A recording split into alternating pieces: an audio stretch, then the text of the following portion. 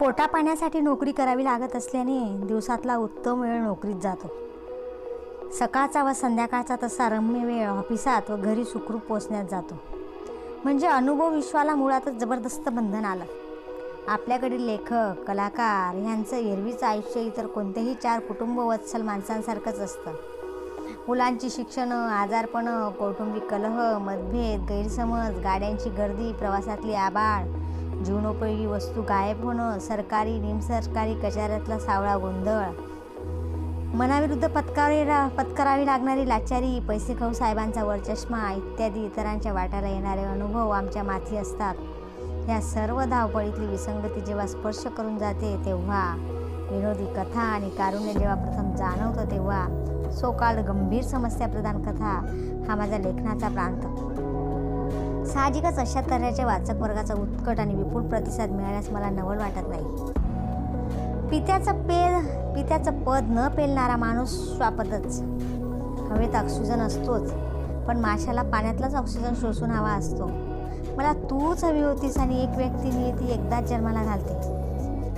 गोवारी समाजातील एवढी माणसं वाढली गेली, त्यासाठी महाराष्ट्र बंद करण्याऐवजी सगळ्यांना ओव्हरटाईम करायला लावायचा. दुकानं रात्री 12पर्यंत उघडी ठेवायची. या उत्पन्नातून ओव्हरटाईम पगारातून 50 लाखांचा निधी उभा करायचा आणि जे मारले गेले त्यांना महिना उत्पन्न प्राप्त करून द्यायचं. आज मुळातच रेल्वे वेळेवर कारभार करीत नाही, गाड्या कॅन्सल होतात, वेगळा बंद हवाच कशाला? करेक्ट. आता भन्नाट कल्पना सांग. निवडणुका कॅन्सल करायच्या. कोणत्याही पक्षाचा उमेदवार उभा राहिला की तो निवडला गेल्याचं जाहीर करायचं. सगळे निवडून येतील. मग दिल्ली, महाराष्ट्र, विदर्भ, मराठवाडा सगळीकडे स्टेट बँकेप्रमाणे विधानसभेच्या शाखा काढायच्या. सभा घ्या, ठराव पास करा, मायक्रोफोन तोडा, राजदंड पडवा, काहीही करा. सगळे निवडून आले तर हे प्रकार बंद होतील. विधानसभांना त्यांच्या पक्षांची नावं द्या. जी विधानसभा जास्तीत जास्त लोकोपयोगी कामे करेल तिला राष्ट्रपती पुरस्कार द्या. मतदान, बोगस मतदान, मतमोजणी, फलक, बॅनर्स, किती खर्च वाचेल? प्रचार नको, लाऊडस्पीकर नको, सगळेच विजयी. मग खरं लोककल्याण कोण करतो ते आपोआप कळेल. मी नोकऱ्या सोडत होते हे स्पर्शातले अर्थ कळत होते म्हणून. अनेकांचे स्पर्श होऊन तुला स्पर्शातले अर्थ उमगले नाहीत. पुरुषाचा स्पर्श सहन करणं अभिमानाची बाब आहे असं मी कधीच म्हणणार नाही, किंवा स्पर्शातले अर्थ कळेपर्यंत स्पर्श घडू द्यावा असंही मी म्हणत नाही. तरी मला वाटतं तुझ्या माझ्यासारख्या मुलींनी काही आडाखे बसवायला हवेत. कुठेही गेले तरी पडसाला पानं 3च. नोकऱ्या कुठवर सोरत राहणार? कुठंतरी आपण थांबायला हवं. आपल्याबरोबर वावरणाऱ्या किंवा वावरू इच्छिणाऱ्या पुरुषाला थांबवायला हवं. मला एवढं सांग, ठराविक अंतरावर पुरुषाला थांबवण्याची शक्ती स्त्रीजवळ आहे की नाही? मग ह्या शक्तीचा उपयोग तू कितीसा केलास?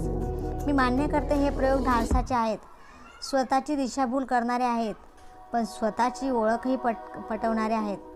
प्रश्न पुरुषाला ओळखायचा नसून स्वतःलाच ओळखायचा आहे. शेंदूर फासलेला दगड, प्रत्येक दगड म्हणजे काय जागृत दैवत असतं काय? प्रतिभा जागृत करणारी माणसं आणि प्रसंग निराळेच असतात. एका मोटारीखाली एक भली मोठी घुस सापडली. जरा वेळ ती तळफळत असताना तिच्या अंगावरून दुसरी मोटार गेली. मांस बाहेर फेकलं गेलं. त्यानंतर तिसरी, मग चौथी, मग 5वी. प्रत्येक वेळी तिचं रस्त्यावरचं अस्तित्व हळूहळू नष्ट होत होतं. 1-2 डबल डेकर्स आणि 4-5 ट्रक्स गेल्यानंतर तर तिची कातळी डांबरी रस्त्याशी एकरूप झाली. शेवटी ती रस्त्याचा पापुद्रा बनली. दुःख भूतकाळाशी अशीच पापुद्रा बनून राहतात तेव्हा आपण काळासारखं औषध नाही म्हणतो काय? पुरुष स्त्रीला राबवतो ही विचारसरणी पूर्वापार चालवत आलो आहोत आपण. पुरुष मुलीला फिरवतो याचा अर्थ काय हो? ते काय साखळीतले बांधलेले कुत्रे आहे काय? हेच तुमचं चुकतं. मुली आपल्याबरोबर हिंडतात, फिरतात, आपल्या इतकी मजा लुटतात. लग्न करणाऱ्या मुली हिंडतच नाहीत, सरळ लग्न करतात. पुरुषाचं पण तसंच असतं. माझंच पहा, लग्न करायचं म्हटल्यावर होतंय ना लग्न. पण आपली रीतच अशी, लग्नानंतर करायच्या गोष्टी कुणी पूर्वी केल्या तर मुली भाबड्या ठरतात व पुरुष नीच ठरतात. ह्यावर काही तोडगा आहे? बायका 7 जन्मी तोच नवरा मागतात. याचं कारण माझ्या दृष्टीने फार वेगळं आहे. का? पहिल्या जन्मी नवऱ्याचे वीक पॉईंट समजलेले असतात. कुठे बोट ठेवलं की तो गप्प बसतो याचं अचूक ज्ञान झालेलं असतं. तेव्हा साहजिकच 7 जन्म तोच नवरा बरा. निरनिराळ्या ट्रायल्स तरी नको घ्यायला. निरनिराळ्या लोकांच्या दृष्टिकोनातून आपण जर स्वतःला पाहू शकलो तर आपल्याला खूप नवे मित्र आपल्यातच मिळतील. जगातली कुठलीच गोष्ट परिपूर्ण नाही. परमेश्वराने सोनं निर्माण केलं, चाफ्याची फुलं पण त्यानंच निर्माण केली. मग त्याला सोन्याला चाफ्याचा वास नसता का देता आला? अपूर्णतेतही काही मजा आहेच की. सोन्याकडून सुवासाची अपेक्षा नाहीच मुळी, पण कमीत कमी सोन्याचे गुणधर्म तरी पूर्णत्वाने हवेत की नाहीत? अपूर्णतेत मजा आहे, पण माणूस ते कुठपर्यंत मानतो? जोपर्यंत ती अपूर्णता त्याच्या वाट्याला येत नाही तोपर्यंतच. पुरुषाला केवळ प्रेयसीच देखणी हवी असते असं नाही, तर बहीणही देखणीच हवी असते. भावाची बहीण म्हणून, आईवडिलांची मुलगी म्हणून, मामाची भाची, काकाची पुतणी या सगळ्या नात्यात ती आदर्श असते. पण म्हणून ती नवऱ्याची आदर्श पत्नी म्हणून राहू शकेलच असं नाही.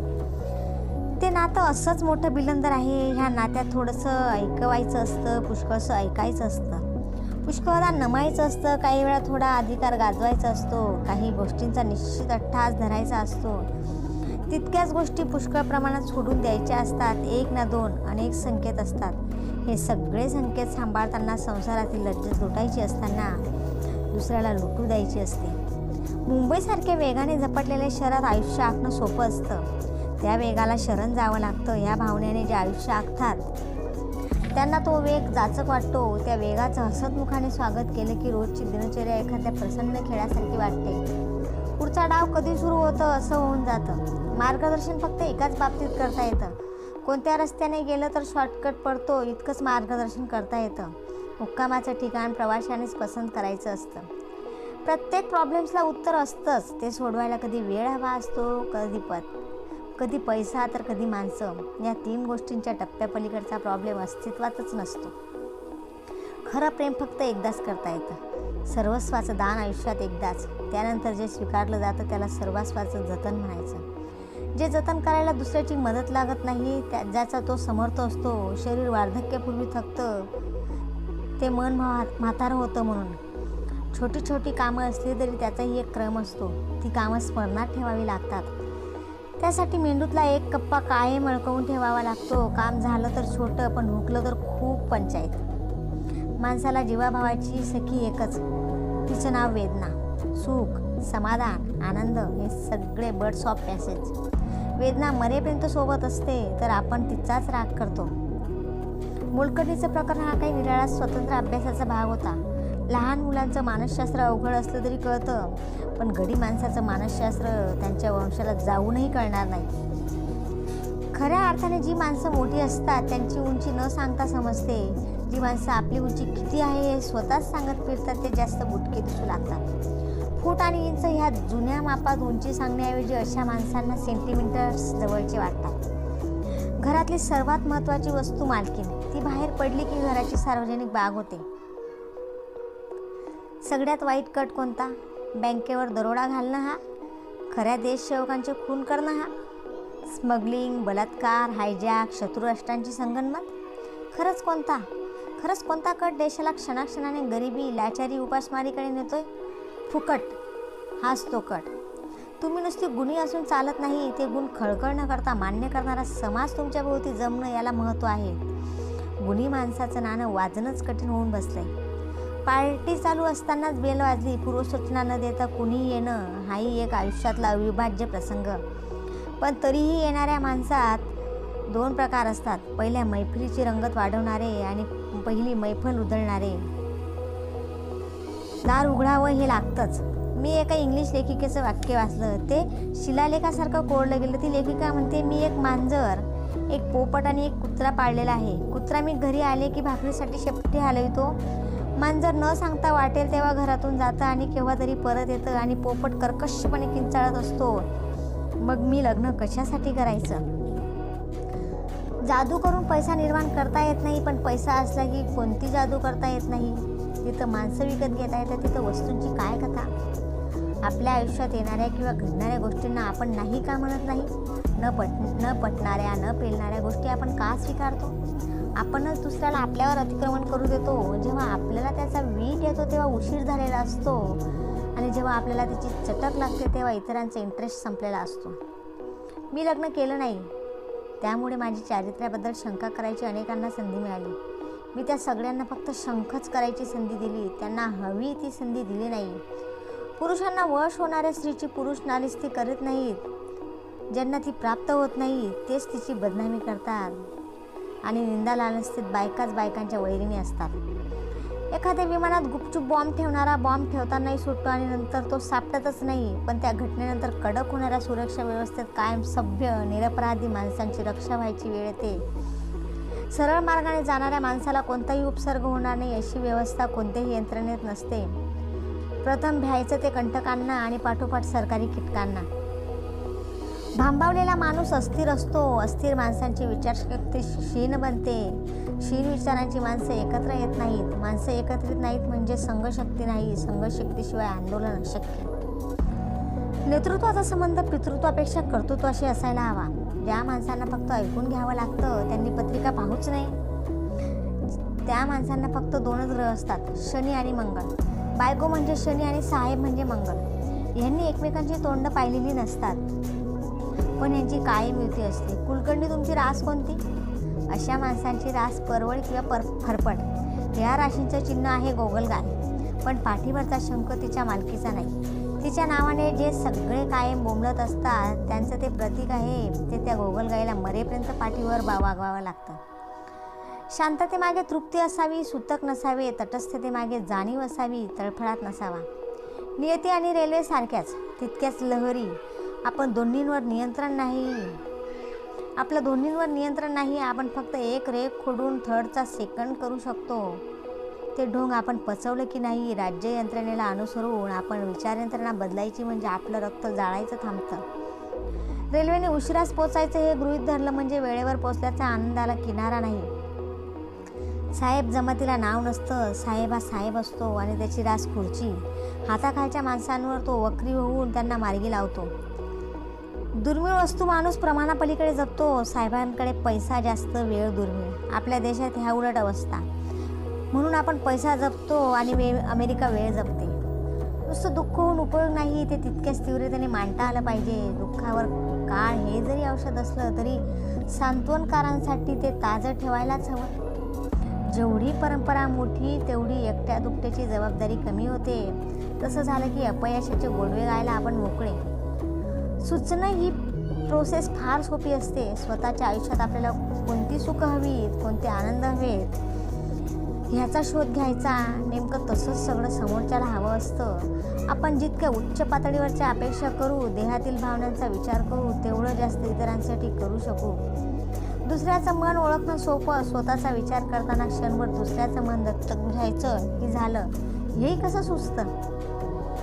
प्रत्यक्ष कृती केली म्हणजे प्रत्यक्ष कृती घडली याचं कारण आपण शोधू लागतो. कधी स्वतःच्या समाधानासाठी इतरांना सुचत नाही असं नाही. ज्यांना नुसतं सुचतं ते फक्त आयुष्यावर मला हेच म्हणायचं होतं असं म्हणत राहतात. सुचल्यावर जे त्याच्यावर चिंतन करतात पण कृती करीत नाही ते सगळे फिलॉसॉफर्स आणि जे कृती करतात ते संत. माणूस अपयशाला भीत नाही. अपयशाचा खापर फोडायला काही सापडलं नाही तर ह्याची त्याला भीती वाटते. समोरच्या प्रत्येक व्यक्तीबद्दल माणसाला जिव्हाळा वाटावा अशी अपेक्षा अवास्तव ठरेल. पण स्वतःच्याच व्यवसायाबद्दल विलक्षण आत्मीयता असेल तर समोरच्या माणसाचं समाधान त्याच्यासाठी वेगळं काहीही न करता आपोआप होतं. एखाद्या कामातलं स्वतःचंच प्रेम नाहीसं झालं की त्या माणसावर अवलंबून राहणाऱ्याचे हाल शब्दातीत असतात. कष्ट न करता सुधारक बनवणाऱ्या गोष्टी झटपट सर्वत्र होतात.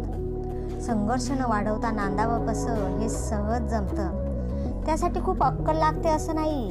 लागतो तो पेशन्स आणि संघर्षाशिवाय जगावं ही तळमळ. मनस्तापी अवस्था अटळ, पण आपणच संघर्ष टाळू शकलो तर तडा गेलेल्या काचेच्या भांड्याचे दोन्ही तुकडे जागच्या जागी राहतात. त्यातून पाणी पिता आलं नाही तर त्यात फुलं ठेवता येतात. प्रत्येक माणसाला आयुष्यभर कुणाचा ना कुणाचा मत्सर वाटत असतो. ज्या सुखाला आपण लायक आहोत ते दुसऱ्या कुणाला तरी मिळतं ह्याचं एक ठसठसणारं दुःख तो कायम जवळ बाळगून असतो. ओझं म्हणजे खांद्यावर दिलेला बोजा, पण कधी कधी 10-12 हजाराचा एखादा दागिना सांभाळायचा असतो. तो इतरांनाही माहीत नसतं. त्याला जबाबदारी म्हणतात. आयुष्यापासून मगाशी मी सांगितलेली यादी पुन्हा सांगा. संसार, प्रेम, मैत्री, संगोपन, शुश्रूषा या सगळ्या जबाबदाऱ्या. त्यांचं ओझं वाटलं की सहजता गेली. ओझं ही देखील जबाबदारी नसते का? ओझं दिसतं कारण ते लादलेलं असतं, जबाबदारी स्वीकारलेली असते. ओझं बाळगणाऱ्याला कदाचित मदतीचा हात मिळतो, तसं जबाबदारीचं नसतं. कोणत्याही व्यक्तीच्या मृत्यूबद्दल त्याची हळहळ संपली की स्मारकं संपली. राहतात त्या तसबिरी. त्या तसबिरींचं सुद्धा विटंबना करायची असेल तर त्यावरून पोस्टाचे स्टॅम्प करावेत, काळे शिक्के उमटवण्यासाठी.